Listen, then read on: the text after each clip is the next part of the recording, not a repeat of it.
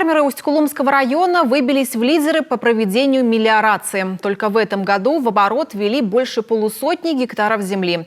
Причем это показатели небольших фермерских хозяйств, где понимают, что без работы с сельхозугодьями нарастить кормовую базу просто не получится. Виктория Палкина о том, как идут работы.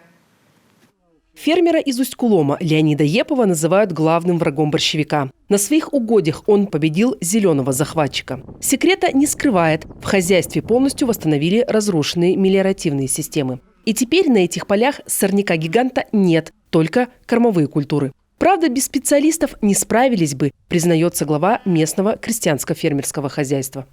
Полметра, метр идут глиняные трубки, да. И туда вода, значит, все это всасывает и стекает.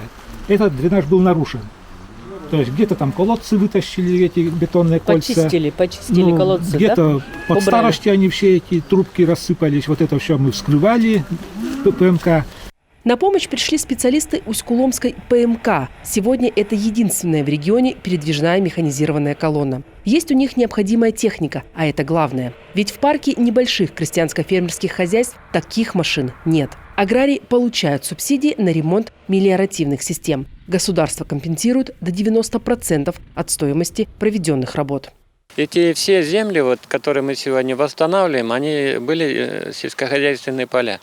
Просто 90-е годы, к сожалению, предприятия разрушились, и поля начали зарастать. И вот сейчас мы их вводим обратно в оборот, восстанавливаем фактически, да. После мелиорации, конечно, уже есть, и можно работать на этих полях, у них уже урожайность будет выше, и затраты будут меньше на кормозаготовку.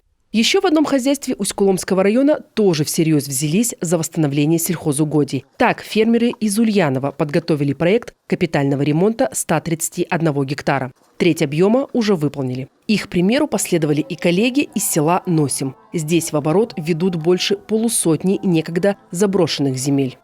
Я всегда говорю, в каждом из нас течет крестьянская кровь, и с годами нам становится приятен вид свежеспаханного поля, да, или скошенной травы.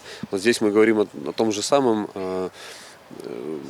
Невозможно сегодня представить себе развитие фермерства, животноводства без нормальной кормовой базы. Нормальная кормовая база – это ухоженные поля, на которых можно сделать засев многолетних трав. Туда должен заехать трактор, без мелиорации это невозможно.